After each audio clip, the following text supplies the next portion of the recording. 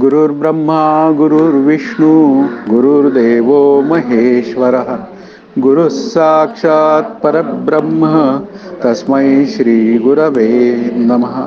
हरि ओम तत्सत.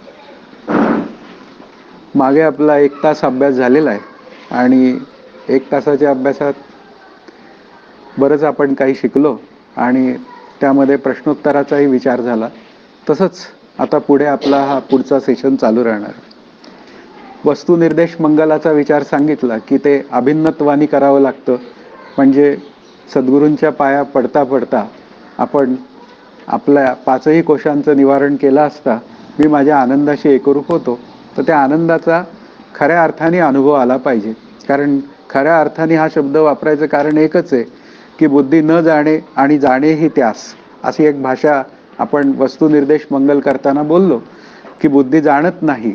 याचा अर्थ जे शुद्ध ब्रह्मज्ञान आहे ते एकमेव अद्वितीय असल्यामुळे त्याला वेगळेपणाने जाणता येत नाही. तेच सद्रूप आहे, चिद्रूप आहे आणि आनंदरूप आहे. सतमध्ये पुन्हा आपण त्रिकालबाधित सत्य असा विचार केला. चितमध्ये ज्ञेय निरपेक्ष ज्ञान म्हणजे ज्ञातृज्ञेया विहीण नुसधेची जे ज्ञान, अशा पद्धतीने विचार केला. आणि आनंदरूपतेमध्ये आपण पदार्थ निरपेक्ष अशा पद्धतीने विचार केला किंवा दुःख निरपेक्ष असाही विचार करता येईल की जे अस्सल ज्ञान आहे तेच माझं स्वरूप आहे. आता बुद्धी जाणे तर कसं जाणे, तर अहम ब्रह्मास्मी या वृत्तीच्या स्तरावर जाणे म्हणजे अज्ञानाची निवृत्ती होते आणि मला मी आत्मा आहे असं वृत्तीस्थ स्तरावर ज्ञान होतं, वृत्तीच्या स्तरावर ज्ञान होतं. आता वृत्तीच्या स्तरावर होणारं जे ज्ञान असतं ते कसं असतं, तर अंतःकरणातील ज्ञानाचा बदल करून देणाऱ्या परिणामास वृत्ती असं म्हणतात. उदाहरणार्थ हे पुस्तक मी पाहिलं तर आता मूळची अंतःकरण वृत्ती शांत आहे, पण त्यात काय झालं, हे पुस्तक मला पाहून दिसलं. मग दिसलं तर ते कोणाला कळालं, तर ते वृत्तीला कळालं, डोळ्याला नाही कळालं. डोळ्याला दिसलं आणि वृत्तीला कळालं. मग तसंच मला काय झालं की मी इतके दिवस अज्ञानात होतो आणि आता मला काय झालं, वृत्तीच्या स्तरावर मी ज्ञानरूप झालो हे मला कळालं. आता ते जाणणं सुद्धा अलीकडचं आहे. ते बुद्धी जाणे या स्वरूपात इथं मांडलं गेलेलं आहे. आता ते बुद्धी जाणे आता त्या सहजावस्थेत गेलं पाहिजे. आता सहजावस्थेत गेलं की मग तिथे आपल्या अभ्यासाचा काय झालेला आहे, तिथे इतिश्री म्हणजे शेवट झालेला आहे. तर असं सहजावस्थेत जाईपर्यंत आपल्याला जे मला कळालंय ते सर्वांमध्ये पाहण्यासाठी त्याचा प्रयत्न करायचा आहे. म्हणजे जे मला आत्मरूपाने ते मी आहे कळलंय, तेच आता मला काय कळलं पाहिजे, ब्रह्मरूपाने ते मी आहे हे कळलं पाहिजे. अशा पद्धतीने आपल्याला त्याला ज्ञानाची काय म्हणूया एक मोठा स्पॅन, किंवा आपण म्हणूया की हे विश्वची माझे घर ऐसी मती जयाची स्थिर किंबहुना चराचर आपणची झाला, ही ज्ञानदेवांची ओवी आहे. ती आपल्याला लक्षात येते. अशा पद्धतीने आपल्याला ते अपार शुद्ध, अपार शब्दाचा ज्याचा अंतपार लागत नाही ते शुद्ध, म्हणजे ज्याच्या शुद्धीबद्दल बोलताच येत नाही असं. आता मला परवा एक अभंग सांगायचा आहे 2, ते सगुण निर्गुण आणि गुणाचे अगुण अशी एक भाषा बोललेली आहे की सगुण निर्गुण सांगून ज्ञानदेव थांबले नाही तर गुणाचे अगुण म्हणाले. म्हणजे याचा अर्थ काय, सगुणाच्या सापेक्षतेने निर्गुणाची भाषा आहे, पण सगुणही आणि निर्गुणही बोलणं हा सुद्धा काय आहे, अलीकडचाच विचार आहे. त्याच्याविषयी काही बोलता येत नाही असं गुणाचं अगुण, अशा पद्धतीने बोललेली भाषा जी आहे त्याला म्हणायचं सहजावस्था. त्या सहजावस्थेपर्यंत माझ्या अभ्यासाचा पूर्णत्व झालं पाहिजे आणि त्यासाठी आपण आत्ता या अभ्यास करतोय. आता दुसऱ्या ओवीला सुरुवात करूया. वाचा.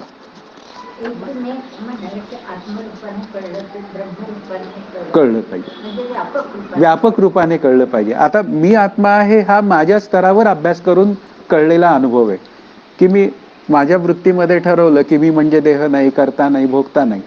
पण आता आत्माच ब्रह्मरूप आहे हे कळलं पाहिजे ना, की जे मला कळलंय तेच सर्वांमध्ये व्याप्त आहे. म्हणजे अनुभव व्यापक झाला पाहिजे.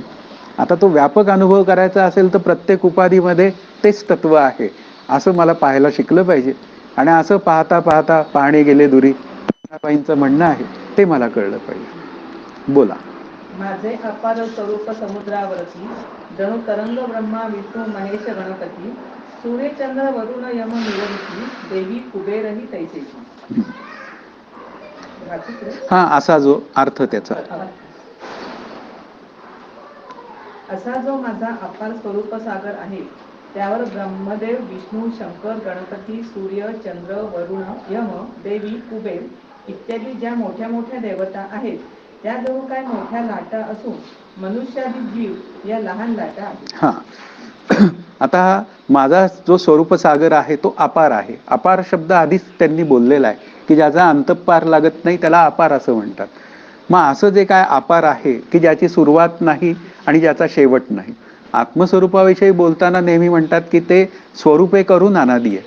स्वरूपे करून अनादी आहे या शब्दाचा अर्थ त्याचा जन्म नाही, त्याचा स्थिती नाही त्याला, आणि त्याचा अंत नाही. आणि हा जो माया रूपाने भासणारा देहादी जगताचा जो सगळा प्रवाह आहे तो कसा आहे, तर तो आपल्याला अनादी आहे. का अनादी आहे, तर त्याची पहिली सुरुवात सांगता येत नाही म्हणून तो अनादी आहे. पण तरी सुद्धा काय आहे, त्याचा अंतपार होतो, म्हणजे तो बाधित होऊ शकतो. अशा पद्धतीने आपल्याला एक स्वरूपे करून अनादी आणि एक प्रवाह रूपाने अनादी. मायेचा प्रवास, मायेचा जो प्रवाह आहे तो कसा आहे, आता मी म्हणला की तो अशा पद्धतीने आहे. म्हणून प्रवाह त्याचा सतत चालू आहे. एक माणूस गेला की दुसरा माणूस जन्माला येतो आणि मग आपल्याला तिथे काय होतो, स्थिरतेचा भ्रम होतो. पण वास्तवात हा जो देहादी प्रपंच आहे हा कसा आहे, अस्थिर आहे. पण तो कशाच्या सत्तेवर आहे, तर स्थिर तत्वाच्या सत्तेवर आहे. आणि ते स्थिर तत्व कसं आहे, तर ते अपार स्वरूप सागर असा असा तो विचार आहे. मग मग त्यावर ह्या ब्रह्मदेव वगैरे या सगळ्या मोठ्या लाटा आहेत. या लाटा सांगण्याचं एकच कारण आहे की दोन पद्धतीने त्याचा विचार होतो की जीव नावाची गोष्ट आहे ती लहान लाट आहे आणि ब्रह्मदेव हे मोठ्या लाटा आहेत. या मोठ्या लाटा आहेत या शब्दाचा अर्थ त्यांच्या माया स्वाधीन असल्यामुळे त्यांचा उपासनेसाठी आपल्याला उपयोग करून घेता येतो. कारण हे जे ब्रह्मदेव किंवा भगवान विष्णू किंवा भगवान शंकर हे आपल्या पुढे श्रीगुरु रूपाने उभे राहतात. कैसा माझ्या विठ्ठलाचा प्रेमभावो देव तोची गुरु होय. म्हणजे याचा अर्थ काय आहे की जे देव माझ्या पुढे गुरु रूपात उभे राहू शकतात त्यांचीच उपासना खरं तर करणीय आहे. पण आता काय होतं, लोक अनेक उपासना करतात पण त्यातून मिळणारं फळ सुद्धा तसंच आणि तेवढंच थोडकं असतं. आता मला जर जीवनमुक्त व्हायचं असेल तर मला भगवान विष्णूंची किंवा भगवान शंकराची उपासना केली पाहिजे. म्हणून त्या मोठ्या लाटा आहेत. कारण का त्यांचं आपण आयुष्याचाही विचार केला तर त्यांचं आयुष्य आपल्या आयुष्याच्या मानानेही काय आहे, खूप मोठं आहे. आणि आपण कसे आहोत, लहान लाटा आहेत. मग आता लहान लाटेने काय करावं, मोठ्या लाटेच्या आज्ञेत जीवन जगावं. त्यांनी काय आज्ञा दिल्यात, विधिते पाळीत निषेधाते गाळीत मज देवनी जाळीत कर्मफळे.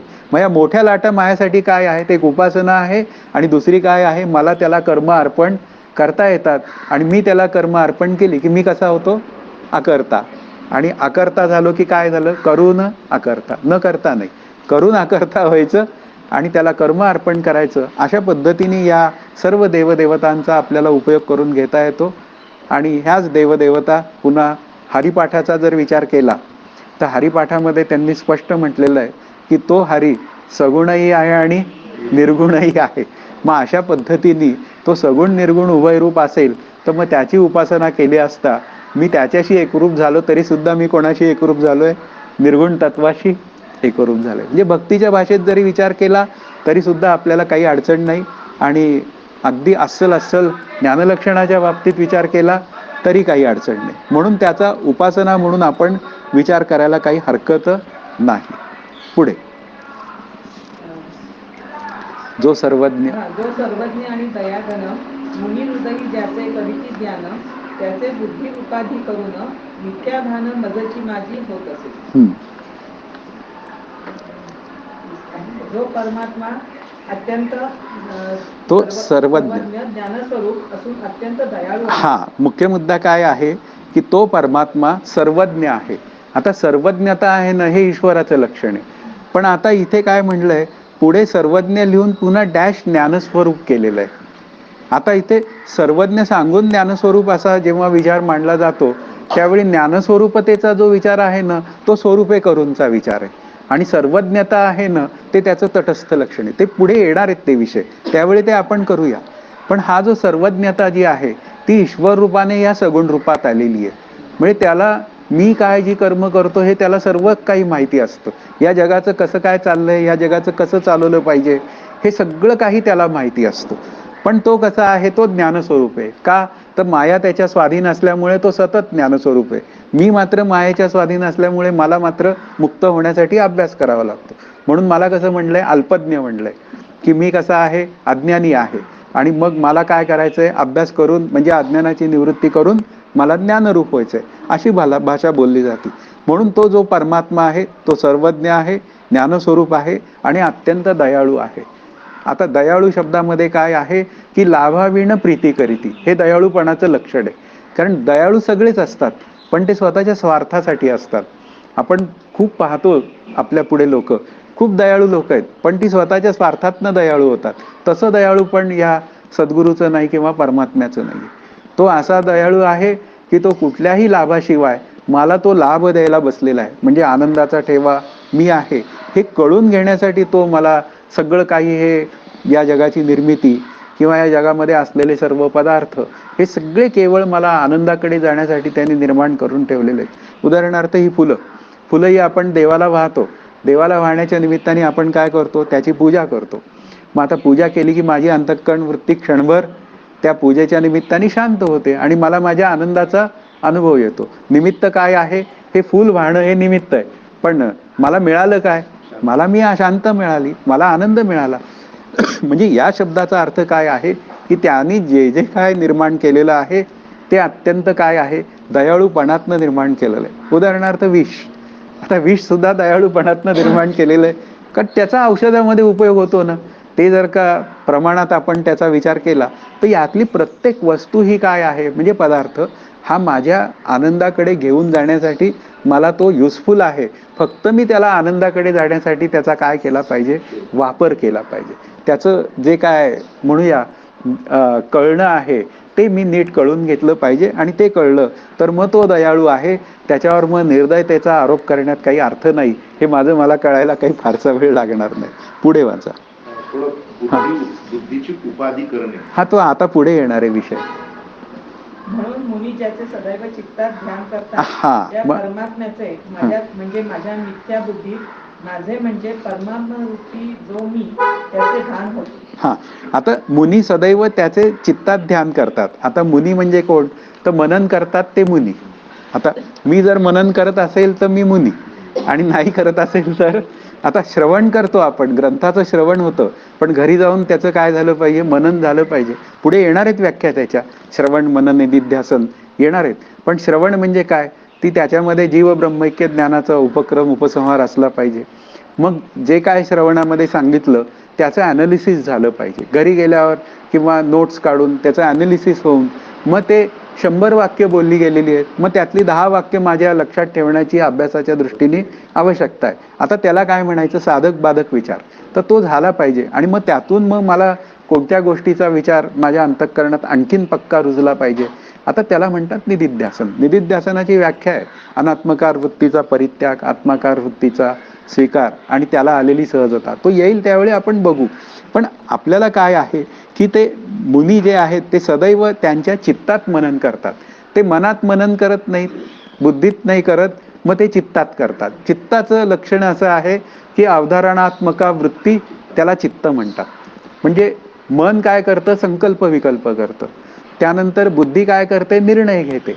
आणि चित्तामध्ये विषय साठवून ठेवला जातो. मग आता माझ्या अंतःकरणात विषय कोण असलं पाहिजे, तर माझ्या अंतःकरणात विठ्ठलाशी एकरूप व्हायचं आहे किंवा विठ्ठल ज्या स्वरूपात आहेत त्या स्वरूपाशी मला एकरूप व्हायचं आहे, असा माझ्या अंतःकरणात सतत काय राहायला पाहिजे, विषय राहायला पाहिजे. म्हणून इथे काय आहे, तुझे रूप मनी राहो असं नाही म्हणले, तर तुझे रूप चित्ती राहो. कारण चित्तामध्ये काय आहे, पकडलेली वृत्ती आहे. आपण उदाहरणं खूप घेतो. माझ्या मुलीचं लग्न होतं त्यावेळी माझ्या चित्तामध्ये महिनाभर तोच विषय होता.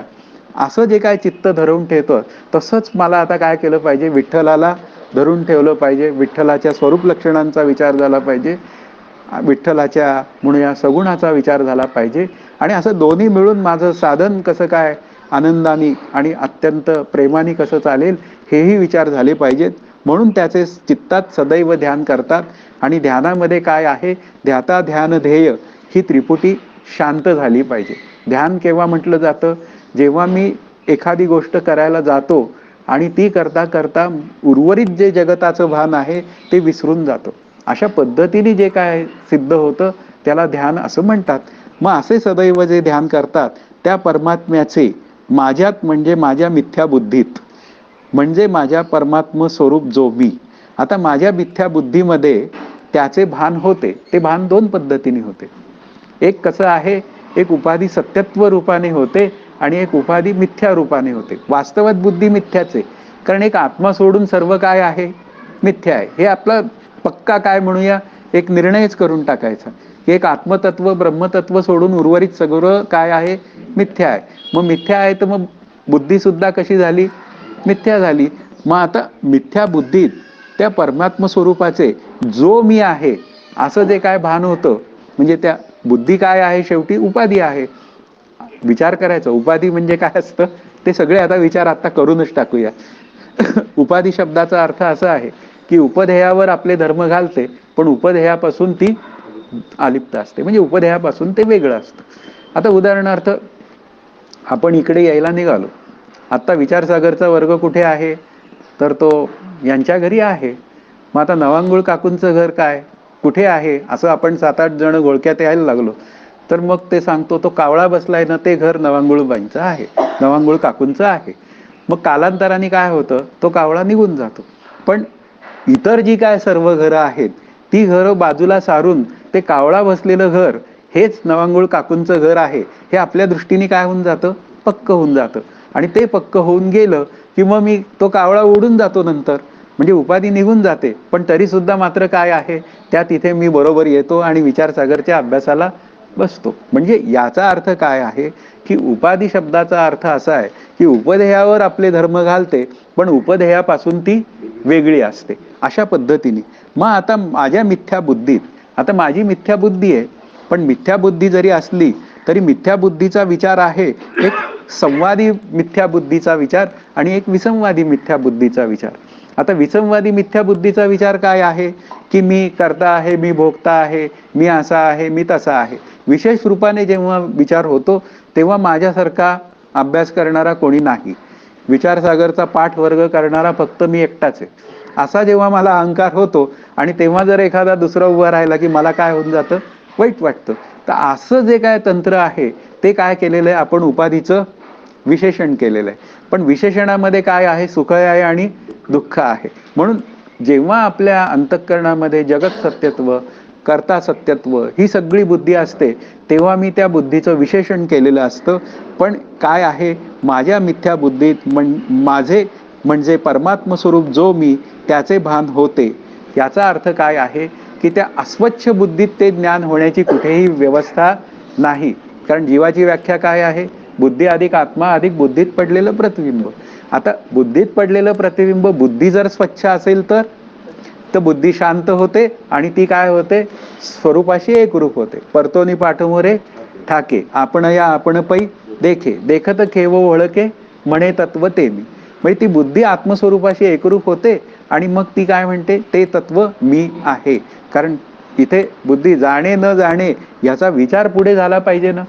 आता तो मिथ्या बुद्धीत होणारं ज्ञान जे असतं ते पण कसं असतं, मिथ्याच असतं. म्हणून वृत्तीच्या स्तरावर होणारं जे काय ज्ञान आहे मिथ्या बुद्धीमध्ये ते सुद्धा कसं आहे, मिथ्या आहे. विसंवादी तर मिथ्या आहेच आहे, म्हणजे विसंवादी ज्ञानाला मला बाजूलाच ठेवायचंय. पण संवादी मिथ्या सुद्धा काय आहे, पुन्हा मिथ्याच आहे. हे त्याचे विचार आहेत की वृत्तीच्या स्तरावर येणारा मला जो बुद्धी जाणे हा जो आनंदाचा अनुभव आहे तो सुद्धा कसा आहे, तो सुद्धा मिथ्या आहे. मग तो मी त्या आनंदामध्ये काय झाला पाहिजे, विसावला पाहिजे. आणि तो असा विसावला पाहिजे की परत फिरून तो पुन्हा या द्वैतात आला नाही पाहिजे. त्यालाच काय म्हणायचं, दृढ अपरोक्ष आणि अपरिवर्तनीय. म्हणून माझे मिथ्या बुद्धीत माझे म्हणजे परमात्म स्वरूप मी जो मी त्याचे भान होते. ते कसे होते, तर मी आत्मा आहे या स्वरूपात ते भान होते. अशा पद्धतीने एक भान कसं आहे, मी देह आहे असं भान आहे, त्याची निवृत्ती केली की मग मला काय भान होतं, मी आत्मा आहे असं भान होतं. आणि मग ते आत्मा आहे असं भान सुद्धा आपलं शांत झालं पाहिजे. आणि ते जेव्हा शांत होईल तेव्हा खऱ्या अर्थाने मी आनंदाचा ठेवा आहे हे मला कळण्याची व्यवस्था आहे. हा, कारण बुद्धी आरशासारखी स्वच्छ आहे, म्हणून परमात्म्याचे प्रतिबिंब रूप भान होण्यास योग्य आहे. हा, म्हणून ती आरशासारखी स्वच्छ आहे, मुळातली स्वच्छ आहे.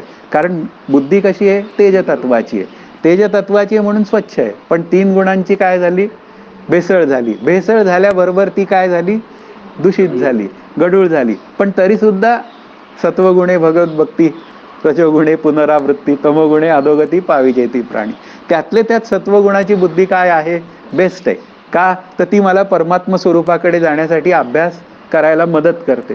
रजोगुणाची सामान्य वृत्ती आपल्याला फायद्याची आहे, कारण त्याच्यामध्ये व्यवहार करता येतो. तसा सत्वगुणामध्येही व्यवहार करता येतोच. हे सगळं कोणाचं आहे? भगवंताचं आहे. मग हे सगळं भगवंताचं आहे असं म्हणून सुद्धा तो व्यवहार करता येतो. तसाच रजोगुणामध्येही व्यवहार आहे. तो एक शुद्ध रजोगुणातनं झालेला व्यवहार दुसऱ्यांच्या उपयोगी पडणे किंवा तळी विहिरी बांधणे, सामाजिक कार्य वगैरे करतात काही जण, अकर्ता होऊन करतात, ते सुद्धा चांगलं आहे. पण शेवटी तिथे मी थोडासा डोकावला की काय होतं, मी लगेचच अशुद्ध रजोगुणामध्ये येतो आणि मग मी करता होतो. मी करता झालो की मी दुःखी होतो. म्हणून इथे या 3 गुणांची भेसळ आहे ना, ती भेसळ काय आहे बुद्धीमध्ये? ती आपला काय म्हणूया गट तयार करते की मी कोणत्या गटात आहे. सत्वगुणात असेल तर मी आनंदाकडे जाणाऱ्या गटात आहे, आणि ते जर का रजो आणि तमगुणात असेल तर समजायचं की मी आनंदाकडे जाणाऱ्या गटात नाही. गट 2च.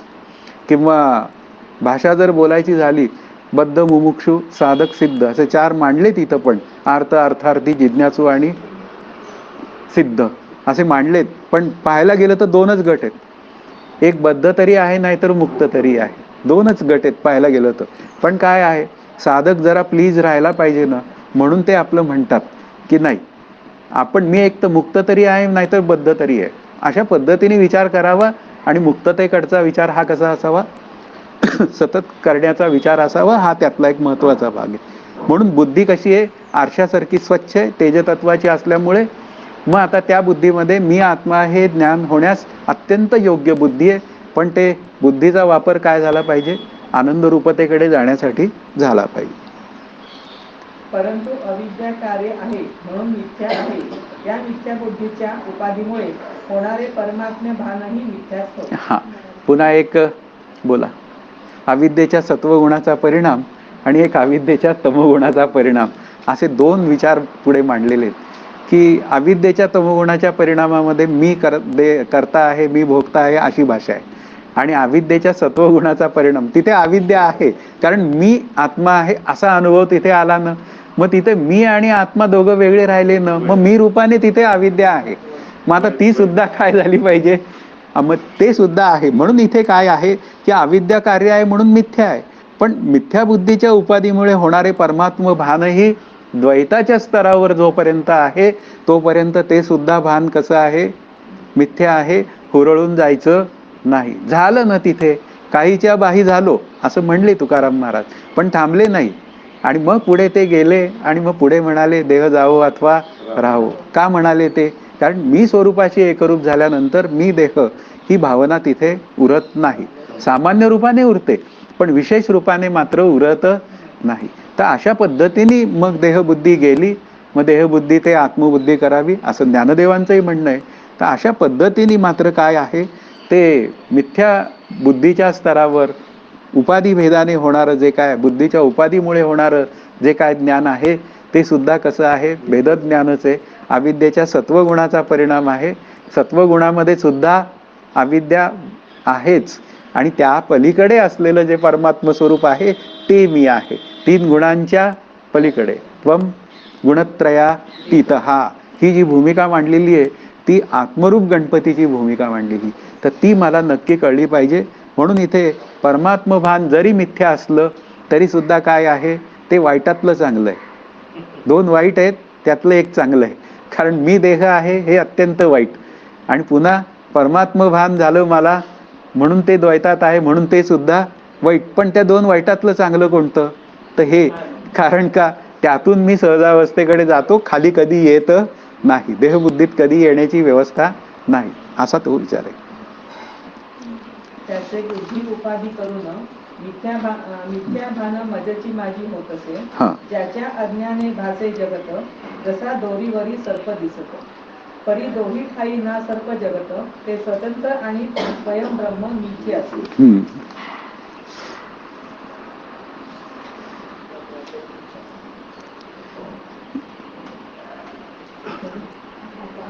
आता दोरीच्या अज्ञानामुळे जसा सर्पभ्रम होतो, त्याप्रमाणे परमात्मा स्वरूप ज्ञानाने परमात्म स्वरूपावर जीवास जगत भान होते. हा, आता कसं आहे, आपण उदाहरण दिलं, पहिलं दृष्टांत दिला आणि दृष्टांतावरनं त्यांनी काय सांगितलं, द्राष्टांत सांगितला की दोरीच्या अज्ञानामुळे जसा सर्पभ्रम होतो, की सर्प मला केव्हा सत्य वाटतो, जेव्हा मला अधिष्ठान रूपाने असलेली दोरी कळत नाही तेव्हा.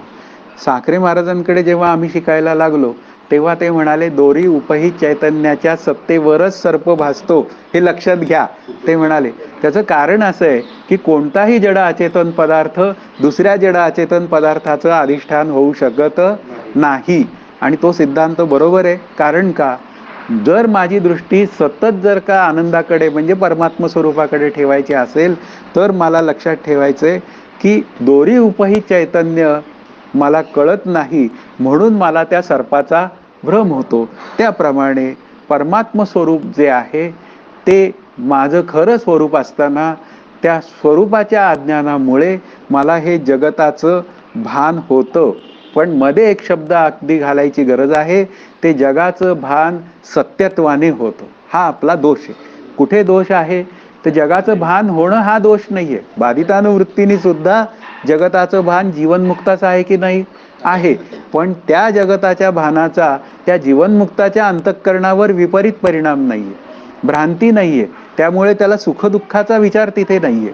आणि मला मात्र जगत भान सत्यत्वानी होतं, म्हणून मला काय आहे, त्या सत्यत्वानी होणाऱ्या भानाचाच फक्त मला नाश म्हणजे बाध करायचा आहे. आता नाश आणि बाध हा शब्दही सांगून टाकतो की ज्याला ब्रह्मानुभव आलेला आहे त्यांनी नाश झाला म्हटलं तर काही हरकत नाही.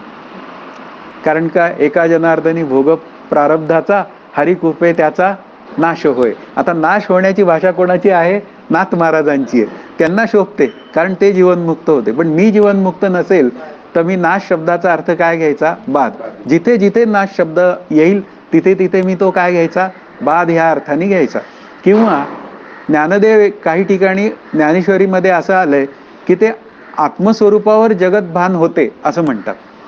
पण वास्तवात जेव्हा बोलायची वेळ येते तेव्हा व्यष्टी सापेक्षतेने आत्मस्वरूप असं बोललं जातं आणि समष्टी सापेक्षतेने ब्रह्म असं बोललं जातं. त्यावेळी साखरे महाराज म्हणाले होते, ज्याला आत्मानुभव आलाय ना त्याने आत्म्यावर जगताचा विवर्त म्हणलं तर काही अडचण नाही म्हणे.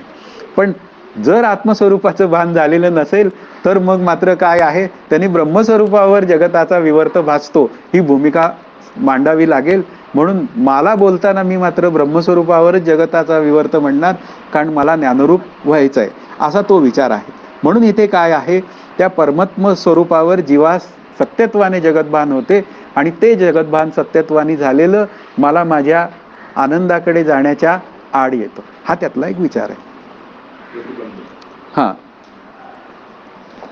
वास्तविक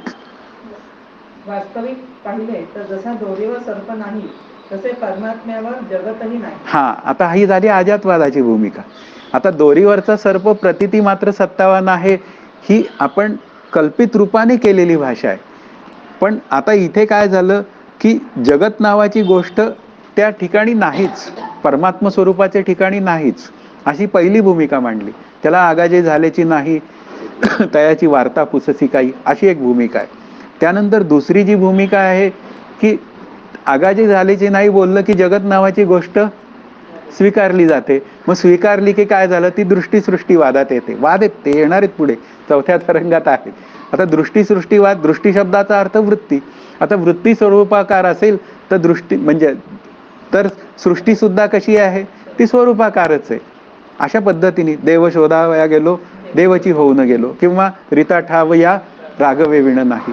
पण जोपर्यंत मला तसा अनुभव येत नाही तोपर्यंत मला काय केलं पाहिजे, मायावादाचा स्वीकार केला पाहिजे. मग मायावादामध्ये कसं आहे, जसा रज्जू उपहित चैतन्यावर सर्प भासतो प्रतीती मात्र, जोपर्यंत त्याची प्रतीती आहे तोपर्यंत त्या सर्पाचं भान आहे. आणि लाईट लावला आणि लक्षात आला रे ही हा सर्प नसून ही दोरी आहे. मग अशा पद्धतीने काय आहे की मला काय आहे, जगताचं भान आहे, विशेषत्वानी भान आहे असं म्हणूया. पण काय होतं, मला माझ्या सद्गुरूंनी सांगितलेला उपदेश असं सांगतो की अरे तू करता झालायस, हे काही योग्य नाही, त्यामुळे तुला सुख किंवा दुःख होतं. मग आता तू काय केलं पाहिजे, करता रामाला केलं पाहिजे. मग रामाला करता केला की तू अकर्ता होशील. पण हे करताना हा विचार करताना पहिल्यांदा काय होतं, हे सगळं संपून जातं, मग मला लक्षात येतं की अरे मी करता नाही. मग अभ्यास करत राहिलो की हळूहळू काय होतं की ते विचार करता करता, म्हणजे नको असलेला विचार येता येता मला काय होऊन जातं की अरे हा विचार मला थांबवला पाहिजे. आणि मग नंतर तो हळूहळू मला पहिल्यांदाच कळायला लागतं, आता उदय तू करता व्हायला लागलेला आहेस, त्यामुळे शांत राहणं हेच जास्त बरं. अशा पद्धतीने आपण हळूहळू काय करून टाकतो, त्याला बाजूला करून टाकतो. आणि मग लक्षात येतं की जगत नावाची गोष्ट वास्तवात नाही. मग आहे तर काय आहे, आहे तर सर्व काय आहे, हरिरूपच आहे किंवा सर्व ब्रह्मरूपच आहे. अशा पद्धतीने ते विचार आहेत. म्हणून इथे काय आहे, वास्तविक पाहायला गेलं तर दोरीवर सर्प हा कधीच नव्हता. मग कधीच नव्हता म्हणजे काय होता, त्या सर्पाचा शास्त्र भाषेत बोललं तर अत्यंता भाव होता. त्रैकालिक अत्यंता भाव अशी भाषा बोलली जाते. तीनही काळात त्या दोरीवर सर्प नाही. मग आहे तर काय आहे, मग सगळीकडे दोरी उपहित चैतन्यच आहे. कारण शेवटी काही नाही सांगायचंय तर कशासाठी सांगायचं, काही नाही सांगायचं तर काहीतरी आहे सांगण्यासाठी सांगायचंय. मग आहे नावाचं तत्व कसं आहे, तर ते त्रिकालाबाधित आहे, ते मी आहे. अशा पद्धतीने आपण जर विचार केला तर मग परमात्म्यावर जगतही नाही, पण ते कसं आहे, सूर्यदृष्टीचं बोलणं आहे. सूर्यावर जावं आणि सरळ म्हणावं की सूर्याची किरणं ही सूर्यरूप आहेत, पण किरणांच्या बाजूने बोलला. अशा पद्धतीने आपले विचार आपले पक्के लक्षात ठेवावे.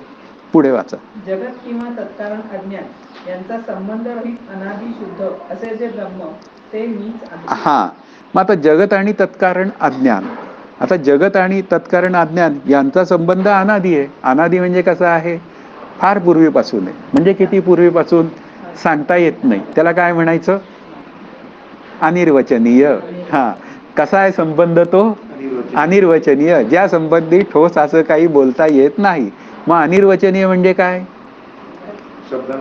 सतासत विलक्षण अनिर्वचनीय मिथ्या. नेहमी अनिर्वचनीय शब्द आला की त्याच्या मागे ही मालगाडी सगळी सांगायची अभ्यास करताना, की ते सत विलक्षण आहे, असत विलक्षण आहे, म्हणून अनिर्वचनीय आणि म्हणून मिथ्या, म्हणून बाधयोग्य. अशा पद्धतीने अनिर्वचनीय, म्हणून तो संबंध कसा आहे, अनादि आहे. अनादि आहे म्हणजे याचा अर्थ पहिला संबंध हा काही जाहीर करता येत नाही. तो चौथ्या तिसऱ्या चौथ्या तरंगामध्ये त्याचा विचार होईल, त्यावेळी तो डिटेल्समध्ये आपण करूया. मग शुद्ध असं जे ब्रह्म ते मीच आहे, म्हणजे या अनादि सृष्टीशी माझा काहीच संबंध, तरी सुद्धा या सृष्टीमध्ये सामान्य रूपाने मला सर्व कर्म करायची आहेत. ती कशी करायची, तर ती पुन्हा बाधितानुवृत्तीने करायची, निर्लेप होऊन करायची. ती कर्म मी करतो अशा पद्धतीने करायची नाही. म्हणून मी करता होसी तेणे मी कष्टी होसी, राम करता म्हणसी, असे दोन्ही आपण मार्ग हे करायचे. एक ब्रह्मस्वरूपाला कर्म अर्पण करता येत नाही, मग कर्म अर्पण करण्याची व्यवस्था कोणाला आहे, राम आहे, विठ्ठल आहे. अशा पद्धतीने सगुणाचाही ॲडव्हान्टेज घ्यावा, निर्गुणाचा विचार करून आपली अंतःकरण वृत्ती शांत करण्यासाठी त्याचाही ॲडव्हान्टेज घ्यावा, स्वरूप लक्षणाचा. असं करून ते ब्रह्म मी आहे हे मला वृत्तीच्या स्तरावर प्रथमतः कळलंच पाहिजे. तोपर्यंत अज्ञानाची निवृत्ती झाली असं काही म्हणता येत नाही. पुण्यपुरुषी सदैव निष्काम, बोध प्राप्ती कारणे बजावा राम, तो मीची आहे आत्मा आप्तकाम, तरी नमन कोणा करावे ज्ञान. असा दृढ बोध ज्यास नाही, परंतु या किंवा जन्मांतराच्या पुण्यकर्माने दृढबोधाची ज्यास इच्छा आहे, त्यांनी बोधप्राप्ती करता परमात्म्याचे चिंतनाधिक करावे हे योग्य आहे. हा, म्हणजे आता कसं आहे की असा दृढबोध ज्यास नाही, आता मला आहे का नाही हे पक्क ठरवून घ्यावं. आणि मग मला तो नाही असा निर्णय झाला असेल तरी मला हा विचारसागर किंवा आणखीन ग्रंथ अभ्यास करण्याची इच्छा निर्माण झाली आहे, त्या अर्थी माझं बहुत काळाचं पूर्वपुण्य आहे, ते पूर्वसुकृत आहे. मग आता त्या सुकृताचा विचार करावा आणि मग आता मला ही जी काय इच्छा झालेली आहे की आता ह्याच जन्मात मला आता आनंद रूपतेशिवाय तरुणोपाय नाही, असा जर का माझा निर्णय झालेला असेल तर लक्षात ठेवावं की या जन्मामध्ये आपल्याला आनंदरूप होण्यापर्यंतचा प्रवास करता येणं शक्य आहे. म्हणून इथे काय आहे, त्यांनी काय करावं, त्यांनी चिंतन करावं. कारण मुख्य मुद्दा काय आहे, चिंतनाशिवाय कधीही आपल्याला आनंदरूपतेचा लाभ होणार नाही. समर्थ काय म्हणतात, मननशील लोकांपाशी अखंड देव अहर्निशी. नाही म्हणाले ते, श्रवणशील लोकांपाशी अखंड देव अहर्निशी. किती श्रवण करतो मी, पण त्याचं मनन किती करतो हा विचार मला करावाच लागेल. म्हणून मननशील लोकांपाशी अखंड देव अहर्निशी. म्हणून मनन हे झालं पाहिजे.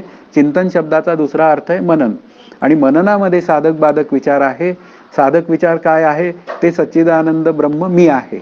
आणि बाधक विचार काय आहे, आता बाधक विचार दोन पद्धतीने होतात. एक म्हणूया की मी देह, मी करता, मी भोगता, हा एक विचार. आता त्याला बाजूला करणारा जो विचार आहे ना, तो बाधक विचार. आता तर मी करता नाही, मी भोगता नाही, मग कोण आहे, तर परमात्म रूपाने विठ्ठल करता आहे. अशा पद्धतीने साधक बाधक विचार झाला. मग बाधक विचार झाला. मग बाधक विचारातनं मी कोण आहे, अविद्येची निवृत्ती झाली आणि मी आत्मा आहे हे मला कळालं. तर मी आत्मा आहे हे कळणं, याला म्हणायचं साधक विचार.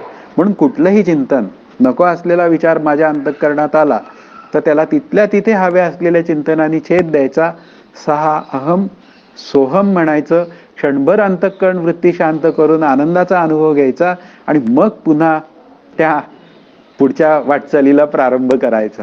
असं जे काय जो सतत करतो, एक दिवस ती अविद्या वृत्ती जी असते ती थकते, शांत होते आणि खऱ्या अर्थाने मला माझ्या आनंदाचा लाभ होतो. म्हणून चिंतनाधिक करणं हेच काय आहे, योग्य आहे.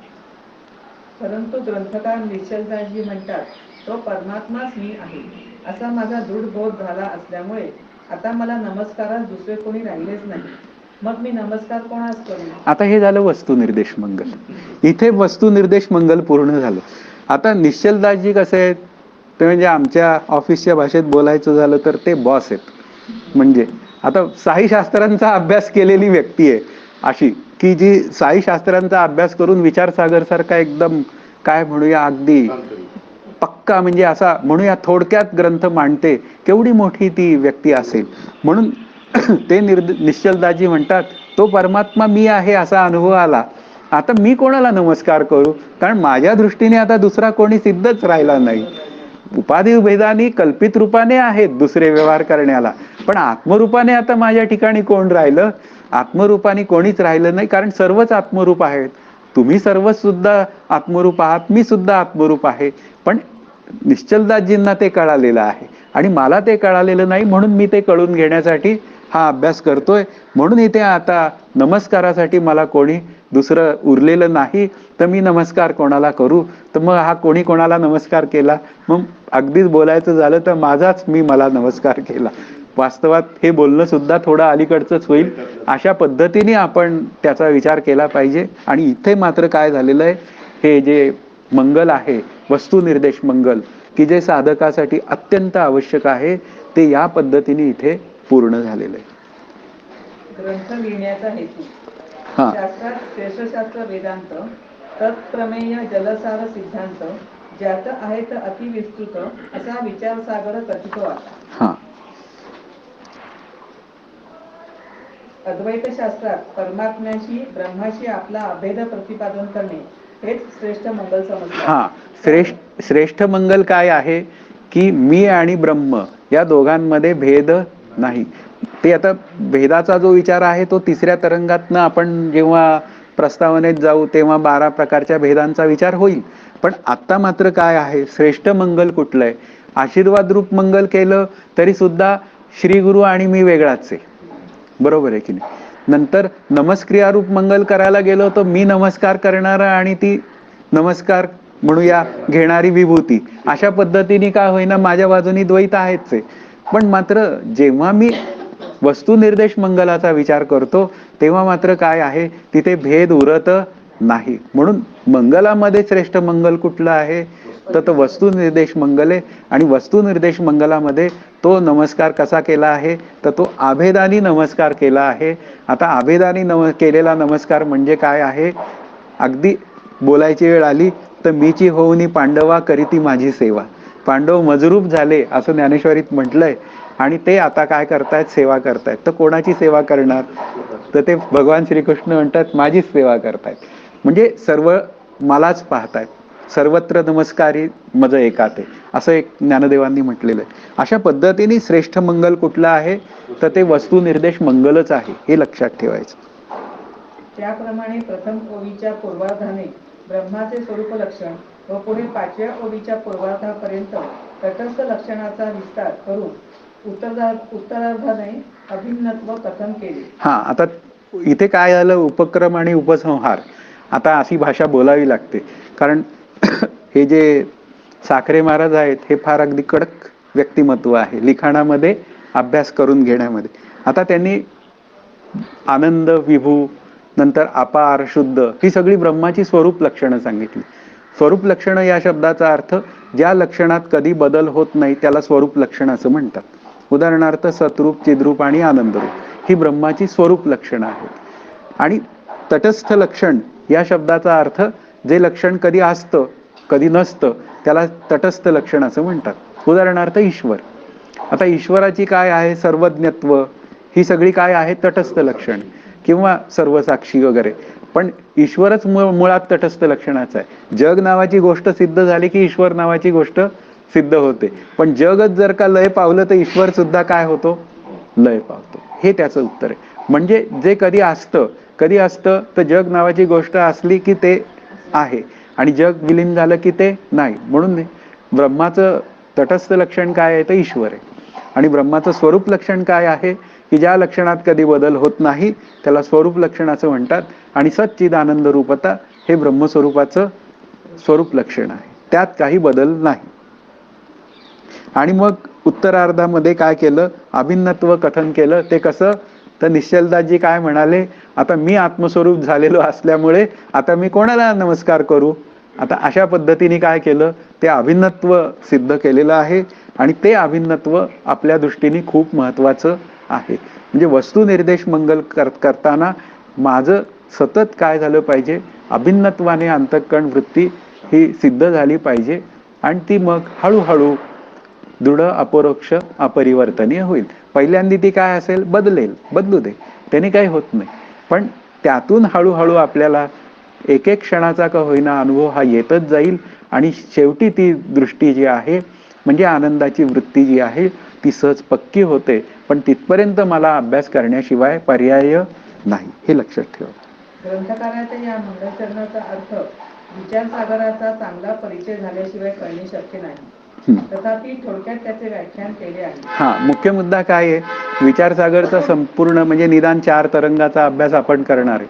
मग त्यातलं ते अभिन्नत्वानी जे काय मंगलाचरण आहे ते आपल्याला कळून घ्यायचंय. शेवट काय आहे, माझा 4था तरंग संपताना अभिन्नत्वाने नमस्कार सिद्ध झाला पाहिजे. ही अट आपली काय आहे, कायमची आहे. आणि ती अट आपली क्वालिफाय झाली पाहिजे हा विचारसागर संपता असा निश्चय करून आपण बसलो तर तसं होऊन जाईल. हा त्यातला विचार आहे. म्हणून इथे विचारसागरचा आपण चांगल्या पद्धतीने अभ्यास करण्याचा प्रयत्न करणार आहोत. आणि जर समजा काही इथे आपल्याला काही कोडी यातली सुटली नाही तर आपले श्री गुरु आहेत सोडवायला, ते आपल्याला मदत करू शकतात. हा एक त्यातला भाग आहे. 6व्या ओवीत आपण कोणता ग्रंथ करणार त्याचे स्वरूप व नाव सांगा. हा, म्हणून आता 6व्या ओवीमध्ये काय आहे की त्यांनी त्या ग्रंथाचं कोणतं नाव आहे, काय नाव आहे त्याचा विचार मांडलेला आहे. आता तो काय विचार आहे तो बघूया. ज्यासी पाहून आनंदती साधक, जरी ग्रंथ आहाती सूत्रभाष्य वाती, तथापि स्वभाषे प्रती सोपपत्तिक करितो कळावया अज्ञान. हा हा, नाही 6व्या इथून दिलाय. हा, इथं आहे विचारसागर म्हणजे काय. 4थं हेडिंग आहे की शेवटी त्या ग्रंथाची ओळख आपल्याला झाली पाहिजे, की नक्की या ग्रंथाचे कंटेंट काय आहेत, काय पद्धतीने एक्सप्लेनेशन आपल्या पुढे येणार आहे. हे सगळं एकदा प्रस्तावनेत पक्क झालं, कारण पहिला जो तरंग आहे तो आपल्याला थोडासा प्रस्तावना स्वरूप आहे आणि नंतर आपला अधिकार काय पाहिजे हे सांगणार आहे. मुख्य मुद्दा अधिकाराचा विचार येणारच आहे. आणि माझा अधिकार या विचारसागरच्या ग्रंथाला अनुकूल झाला पाहिजे यासाठी मी आटोकाट प्रयत्न करायचा आहे. आणि त्या प्रयत्नात मला यश येण्याची व्यवस्था आहे, कारण मला तसा त्या ईश्वराचा आणि ईश्वराचा सद्गुरू रूपाने मला तसा आशीर्वाद आहे. मग आशीर्वाद असल्यावर माणसाने भिवू नाही कधी, कारण आशीर्वाद कसा असतो, मोटिवेट करतो, पण कार्य मात्र मलाच करावं लागतं. हे पक्क लक्षात ठेवायचं. आशीर्वादाने काय होतं एकदा माझ्या श्री गुरूंनी मांडलं होतं. कारण स्वामी वरदानंद माहिती असतील नाव, तर ते आले होते वरदानंद भारती. त्यांनी आशीर्वादाचं खूप महत्त्व सांगितलं. ते सगळं झाल्यावर माझे श्री गुरु उभे राहिले काका, आणि ते म्हणाले आशीर्वादाने काय होतं, फक्त साधक मोटिवेट होतो, असं स्पष्ट मांडलं. पण जीवनमुक्त व्हायचं असेल तर त्यालाच अभ्यास करता येतो. नाहीतर मग सद्गुरूवर भार घालोनिया असं त्यांचे शब्द आहेत, तर ते काही चालणार नाही. म्हणून स्वामीजी जे बोललेत त्या आशीर्वादाचा विचार हा अभ्यास करण्याशिवाय पर्याय नाही अशा अर्थाने घ्यावा, असं अगदी स्पष्ट पद्धतशीरपणे सांगितलं त्या स्वस्तिश्री बंगल्यात. तर तो विचार आहे की आपल्याला विचारसागर ग्रंथ काय आहे, त्यातले कंटेंट काय आहे, ते सगळं आता आपल्याला समजावून सांगतात. विचारसागर म्हणजे काय? वेदांत शास्त्राचे जे अनेक उत्कृष्ट सिद्धांत, हेच कोणी एक उत्तम जल अशी कल्पना करून वेदांत शास्त्राचे सोपपत्ती सिद्धांत रूपी जलाचा साठा ज्यात आहे असा ग्रंथ म्हणजे विचाराचा सागरच अशी कल्पना करून या ग्रंथास विचारसागर असे नाव दिले आहे. हा, तो सागर आहे, पण सागर कसं आहे, तो खाऱ्या पाण्याचा सागर नाहीये, हे एक लक्षात ठेवायचं. कारण खारट पाणी पिण्यास काही योग्य नसतं. मग हा कसं आहे, हे जल आहे, पण कसं आहे, उत्तम जल आहे, बिस्लेरी जल आहे. अगदी आत्ताच्या युगाचा विचार करायचा झाला तर हा साठा किती खूप मोठा आहे, आणि त्या बिस्लेरी जलाचा साठा आहे ना, तर तो साठा आपल्याला काय करायचा आहे, हस्तगत करायचा आहे. पण हस्तगत करायचा असेल तर सगळे सिद्धांत मला कळले पाहिजेत. म्हणजे माझ्या जीवनमुक्त होण्या इतपतचे जेवढे सिद्धांत आहेत, जीव ब्रह्मैक्य ज्ञानासाठी आवश्यक तेवढे सगळे सिद्धांत कळले पाहिजेत. मग ते सिद्धांत कसे आहेत, तर ते सोपपत्तिक कळले पाहिजे, म्हणजे उपपत्तीसह कळले पाहिजेत. म्हणजे एखादा सिद्धांत आहे, सतरूप आहे, ब्रह्मसतरूप आहे. मग सतरूप आहे म्हणजे मला तुम्ही नाही का एखादं उदाहरण देऊन सांगा. इथे प्रत्येक गोष्ट काय केली पाहिजे, जस्टिफाय केली पाहिजे. आणि ती जस्टिफाय किती केली पाहिजे, तर साखरे महाराज म्हणतात समोरच्याला ती कळली असं त्यांनी म्हणेपर्यंत जस्टिफाय केली पाहिजे असं. आणि तो कळली म्हणाला तर त्याला काय कळलं हेही विचारलं पाहिजे असं इथे म्हणाले. तो सांगू शकेल, काय असू दे, मोडक्या तोडक्या भाषेत सांगू देत, पण प्रश्न असा आहे की त्याला ते कळलंय की नाही हे जज करता येतं तिथे. हा त्यातला एक महत्वाचा भाग आहे. म्हणून इथे आपल्याला तो जलाचा साठा आहे ना, म्हणजे वेदांत रूपी सिद्धांताचा साठा, तो मला सोपपत्तिक म्हणजे त्याच्या स्पष्टीकरणासह उपपत्ती त्याची सांगितली पाहिजे. आणि त्या उपपत्तीसह जर मला कळाला म्हणजे त्याच्या दृष्टांत देऊन, कधी कधी त्या सिद्धांताला एखादं उदाहरण देऊन किंवा एखादं काहीतरी त्याचं जस्टिफिकेशन देऊन ते मला पक्क कळलं पाहिजे सिद्धांत, आणि ते मी आहे असं कळलं पाहिजे. म्हणून असा जो विचारसागर दिसायला छोटा जरी असला तरी सुद्धा तो अर्थ या दृष्टीने महान आहे. मोठमोठे ग्रंथ सगळे याच्यामध्ये सामावलेले आहे, ते पुढे येणार आहे, हा त्यातला भाग आहे. म्हणून याला विचार सागर असं नाव दिलेलं आहे. आणि विचार शब्दाचा अर्थ पुन्हा आत्मानात्म विचार, यापेक्षा दुसरा विचार नाही, एवढा मात्र निश्चित आपल्याला विचार करावा लागेल. अहो, पण वेदांत शास्त्राची मूळसूत्रे भगवान व्यासांनी केलेली असून त्यावर भगवान श्री शंकराचार्यांनी भाष्य केले आहे व त्या भाष्यावर श्री सुरेश्वराचार्यांनी वर्तिकाही लिहिली आहे, वार्तिकही लिहिले आहे. असे सूत्रभाष्यादी वेदांत शास्त्रावर मोठमोठे ग्रंथ असतात, तुमचा विचारसागर कशाला, अशी शंका घेऊन 7व्या ओवीच्या उत्तरार्धाने निश्चलदासजी त्यांचे समाधान असे सांगतात की सूत्रभाष्यादी ग्रंथ वेदांत शास्त्रात आहेत व ते विस्तृत असून उत्तमही आहेत, परंतु ज्यांना संस्कृत कळत नाही व ज्यांना ब्रह्मात्म बोधाची इच्छा आहे त्यांच्याकरता स्वभाषेत मी हा ग्रंथ करीत आहे. हिंदी भाषेत मुख्य मुद्दा काय आहे, हे सगळे ग्रंथ जे आहेत सुरेश्वराचार्यांचे वगैरे, हे सगळे संस्कृत मध्ये आहेत. आणि मला तर संस्कृत येत नाही, म्हणजे मी स्वतः खुद्द कबूल करतो मला संस्कृतच येत नाही. मग मला तर ब्रह्मात्मबोध करून घ्यायची इच्छा आहे, ते मी आहे मला कळून घ्यायची इच्छा आहे. तर मग कळून घ्यायची इच्छा आहे तर मग मी काय ती इच्छा मारून टाकायची काय, तसं नाही. तर ते संत निश्चलदासजी म्हणतात की त्यासाठी मी हा हिंदी भाषेत हा ग्रंथ केलेला आहे. आणि हिंदी भाषा ही त्यांची मातृभाषा होती, म्हणून त्यांनी स्वभाषेत त्यांनी ग्रंथ केलाय. आणि तो स्वभाषेतला ग्रंथ आपल्या स्वभाषेत आलेला आहे. ती साखरे महाराजांची कृपा आपल्यावर आहे, म्हणून तो मराठी भाषेत आपल्याला आला. अशा पद्धतीने आपण त्याचा विचार करू शकतो. शंका, अहो, हिंदी भाषेतही पंजाबातील मनोहरदास निरंजनीकृत षटप्रश्नी, शतप्रश्नी, ज्ञानमंजिरी, ज्ञानचूर्ण आणि वेदांतसार असे 5 ग्रंथ असून त्याला पंचभाषा असे म्हणतात. त्याचप्रमाणे साधू माणिक्यदासकृत माणिक्यबोध आणि आत्मबोध असे ग्रंथ आहेत. मग तुमचा विचारसागर कशाला? हा, आता पुन्हा पुढची शंका आहे. इथे शंका आणि उत्तर असं येणारच आहे, समाधान येणारच आहे. आता हिंदी भाषेत अनेक ग्रंथ आहेत, पंजाबी भाषेत अनेक ग्रंथ आहेत, हिंदी भाषेत सुद्धा आहेत आणि पंजाबी भाषेत सुद्धा आहेत. नंतर पुन्हा साधू माणिक्यदासकृत माणिक्यबोध आणि आत्मबोध असे ग्रंथ आहेत. म्हणजे त्या ग्रंथाची सुद्धा महती आहे, यात वाद नाही. पण त्यावर निश्चलदासजींचं मत काय आहे ते उत्तरामध्ये आलेलं आहे. मग ते पाहून सुद्धा आपण अचंबित होण्याची व्यवस्था आहे. कारण त्यामुळे आपल्याला या निश्चलदासजींचा अधिकार काय आहे हे कळून जाईल. अरे उत्तरात तुम्ही बघा, वरील ग्रंथ हिंदी भाषेत आहेत खरे, तथापि पंचभाषादी ग्रंथातील प्रक्रिया सरणी काही अंशाचे ठिकाणी शास्त्रानुसार आहे आणि काही अंशाचे ठिकाणी शास्त्र विरुद्ध आहे. बास, हे म्हणण्याचा अधिकार आहे संत निश्चलदासजींचा. ते थेट म्हणतायत की हे सगळे ग्रंथ आहेत, पण यातल्या काही प्रक्रिया कशा आहेत, शास्त्रानुसार आहेत, काही विरुद्ध आहेत. मग नुसार आहेत त्या आपल्याला अभ्यासाला योग्य ठरून जातील, पण ज्या विरुद्ध आहेत त्याचं काय करायचं. माझा ग्रंथ या पद्धतीने शुद्ध आहे, शास्त्राच्या विरुद्धही काही नाहीये, सगळं शास्त्रानुसारच आहे. आणि अशा पद्धतीने तो अत्यंत संक्षिप्त पद्धतीने सांगितलेला आहे. हाही एक त्यातला महत्वाचा भाग आहे. म्हणून हा जो संत निश्चलदासजींचा विचारसागर ग्रंथ आहे ना, तो जास्त सरस आहे. त्याचं कारणही तसंच आहे. शास्त्रविरुद्ध प्रक्रिया सरणी असण्याचे कारण ग्रंथकारांनी हे ग्रंथ श्रवण करून केलेले आहेत आणि श्रवण करतेवेळी मनोरदासांना जितक्या अंशात यथार्थ बोध झाला नाही तितक्या अंशात शास्त्राविरुद्ध प्रक्रिया लिहिली गेली. हा, हे लक्षात घ्या. श्रवण होतं हो सगळं, पण काय होऊन जातं, त्या श्रवणात काही एक आपला अधिकार असतो आणि त्या अधिकारानुरूप कळणं असतं. मग आता ग्रंथ लिहिला यांनी, त्या अधिकारानुरूप ग्रंथ लिहिला. मग ज्या अधिकारात मला काही गोष्टी कळल्या त्या गोष्टी त्या तशा बरोबर आल्या, पण ज्या काही कळल्या नाही त्या तशाच लिहिल्या गेल्या. उदाहरणार्थ, आता दासबोध नावाचा ग्रंथ हा माझ्या गुरूंनी लिहिलेला आहे आणि तो ग्रंथ तयार करताना अर्थ पाहण्याचं काम आणि त्याचे म्हणूया शब्दांचे जे काय स्पष्टीकरण किंवा व्याकरण पाहण्याचं काम आमच्याकडे आलं होतं. तर त्यावेळी मग आम्हाला लक्षात आलं की उदाहरणार्थ एक यांनी दासबोध लिहिलेला आहे, मला दोष द्यायचा नाहीये त्यांना. आपले पहिला दासबोध कोणी लिहिलाय, बेलसरेंनी. आता त्यात एक ओवी आहे, जयाचे चंचल हृदय तेने ग्रंथ सोडूची नाही.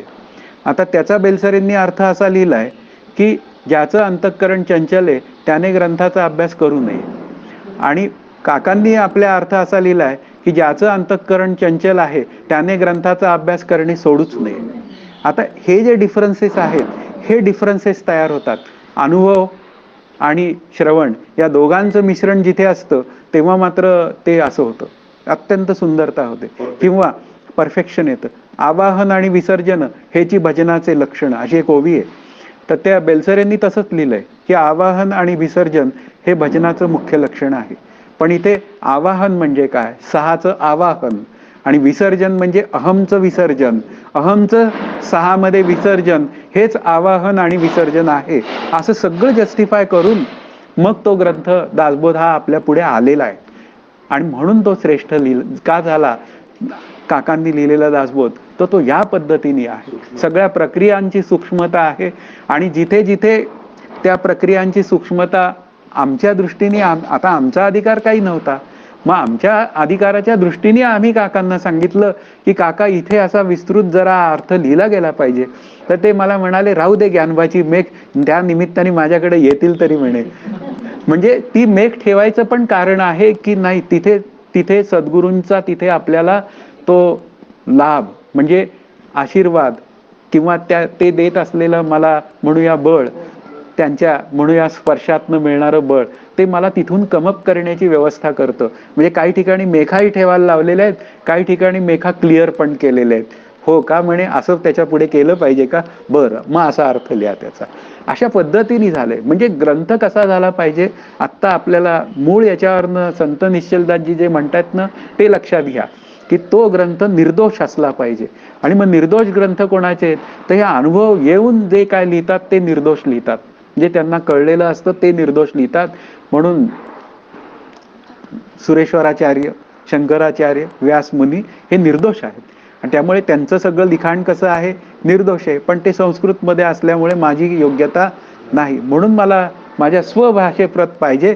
तर माझ्या स्वभाषेप्रत हे श्री विनायक नारायण महाराज जोशी म्हणजे साखरे महाराज सिनियर, त्यांनी मला हा ग्रंथ दिलाय. हे माझं काय आहे, भाग्यच आहे. हा त्यातला विचार आहे. तसेच आत्मबोधादी ग्रंथात वेदांताची प्रक्रिया संपूर्ण नाही. हा, तर संपूर्ण नाही या शब्दाचा अर्थ कळला पाहिजे की प्रक्रिया जी आहे ना ती पूर्णपणे माझ्या ज्ञानरूपतेपर्यंत जाणारी असली पाहिजे. थोड्याशा इनकम्प्लीट प्रक्रिया असतात काही ठिकाणी, असे ग्रंथ वाचण्यात काही अर्थ नसतो. म्हणून सद्गुरू, संत, श्रीगुरु यांनी लिहिलेले जे ग्रंथ आहेत ना तेच कसे असतात, ते प्रक्रिया व्यवस्थित पूर्ण केलेले असतात ग्रंथ. म्हणून ते प्रत्येक गोष्ट लिहिताना कुठेही ते अर्धवट लिहित नाहीत, ते त्याचा अर्थ लिहितात आणि त्याचा बरोबर शेवटचा जो अल्टिमेट जे काय मला मिळाला पाहिजे त्या गोष्टी त्या सगळ्या व्यवस्थितपणे लिहितात.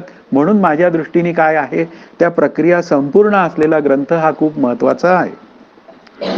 यामुळे त्या ग्रंथाच्या अध्ययनामुळे मुमुक्षुस निसंदेह बोध होत नाही आणि आमच्या विचारसागरमध्ये वेदांताची संपूर्ण प्रक्रिया शास्त्रानुसार असून कोणत्याही स्थानी विरुद्ध नाही आणि आत्मज्ञानोपयोगी पदार्थांचे विस्ताराने निरूपण केले आहे. हा, महत्वाचा मुद्दा काय आहे की हे सगळं केलेलं आहे.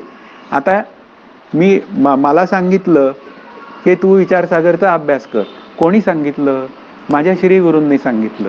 मग त्यांनी काय केलं, या विचारसागरचा रितसर अभ्यास केलेला आहे आणि रितसर अभ्यास करून त्यांनी सांगितलं की हा ग्रंथ कसा आहे, तर वेदांत श्रवणास अत्यंत अनुकूल ग्रंथ आहे, तू त्याचा अभ्यास कर. म्हणजे याचा अर्थ काय झाला, माझ्या आधीचे जे काय आहेत माझे श्रेष्ठ गुरु, आजे गुरु, त्यांनी जर विचारसागरचा अभ्यास करायला सांगितला तर तो मला करणीय आहे. म्हणून स्वतः निश्चलदासजी म्हणतात की मी इथे प्रत्येक विचारसरणी ही पद्धतशीरपणे मांडलेली आहे आणि त्याचा जीवब्रह्मैक्य ज्ञानात अत्यंत उपयोग आहे. म्हणून तुम्हाला हाच ग्रंथ अभ्यास करण्यास योग्य आहे. कारण शंका आहे ना विचारलेली की एवढे सगळे ग्रंथ असताना विचारसागरच का, तर विचारसागरच का, तर त्याचं उत्तर संत निश्चलदासजी देत आहेत. वाचा. म्हणून सर्व भाषा हिंदी कृतग्रंथापेक्षा विचारसागर ग्रंथ उत्तम आहे, म्हणून सफल आहे. हा, म्हणून हा काय आहे, विचारसागर ग्रंथ हा सफल आहे. आणि त्याची सफलता कशात आहे, तर पुन्हा जीवब्रह्मैक्य ज्ञान करून घेण्यातच आहे. आणि ते जीवब्रह्मैक्य ज्ञान माझ्या अंतःकरणात सिद्ध झालं पाहिजे. अशा रीतीने आत्ता आपला एक टप्पा अभ्यासाचा संपलेला आहे. इथं 1 तास पण आपला झालेला आहे. तर पुढचा जो विचार आहे अनुबंधाचा विचार, तर तो अनुबंधाचा विचार आपण पुढे करूया. आत्ता इथे थांबूया. जय जय रघुवीर सम.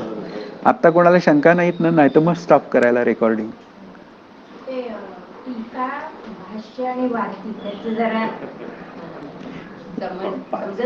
काय काय भाष्य म्हणजे काय असतं माहितीये का, की ही जी काय ब्रह्मसूत्र आहेत, तर आता म्हणूया ब्रह्मसूत्र, तर ती ब्रह्मसूत्र जी मूळची आहेत ना, ती जर मला कळून घ्यायची असतील तर त्याच्यावर भाष्य लिहिलेलं असलं पाहिजे. म्हणजे एखादी आता तो ब्रह्म जिज्ञासा, आता ब्रह्म जिज्ञासा करायला हरकत नाही. आता ब्रह्म जिज्ञासा करायला हरकत नाही म्हणताना मला काहीच कळत नाही. मग त्याच्यावर काय केलं, भगवान शंकराचार्यांनी भाष्य लिहिलं की नक्की आता म्हणजे केव्हा, आता म्हणजे साधन चतुष्टय संपन्न झाल्यावर, असं झालं. पण त्यांनी लिहिलं ते संस्कृतात लिहिलं, तेही मला कळत नाही. मग काय करावं लागलं, त्या भाष्यावरचं भाष्य माझ्या श्रीगुरूंचं आहे, म्हणजे ते त्यांनी माझ्या मराठी भाषेत लिहिलं आणि त्यामुळे निदान थोडं तरी कळलं.